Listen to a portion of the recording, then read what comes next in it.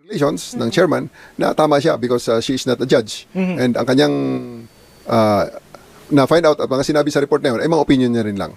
So in short, your arrest and pagpapalipad mo kay former President Duterte is proper? Definitely, 100%. I believe that it is proper and it is done within the ambit of the law. And then na-mention mo pa nga dyan, kayo pa nga ang nagbigay, di ba, doon sa interview ko sa'yo, na pinagbigyan mo siyang maupo doon sa intended for the current president. Yeah. It never happened to any other fugitive except him. So talagang sa kanya lang nangyari yun na pinagbigyan pa natin na maupo dun sa presidential chair. Hindi naman siya presidente na eh. So maraming at napakatagal naman ng negosasyon doon, 12 oras. So it's really very, very big leeway for him. It's very grabing accommodation yun para sa kanya. Because under normal circumstances, hindi ganun yun. He would have been hauled off to a vehicle that will bring him to jail. Yeah, kaya nga hats off to you, General, tsaka kay General Fajardo that time. Talagang hindi ka iniwanan.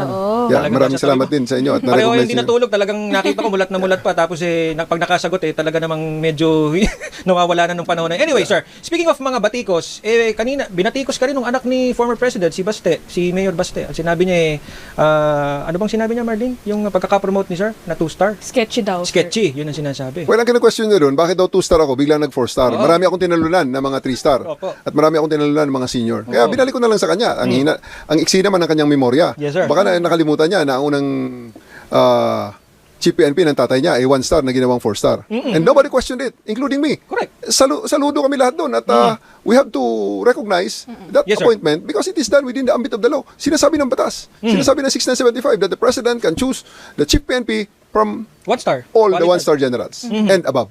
Tsaka sir, para i-remind din natin yung ating mga kapamilya tsaka mga kaserbisyo, si dating Chief Purisima, 2-star. Sinundan siya ni General Marquez, 2-star din. Yes. Tapos si Sir De La Rosa, General De La Rosa that time, 1-star.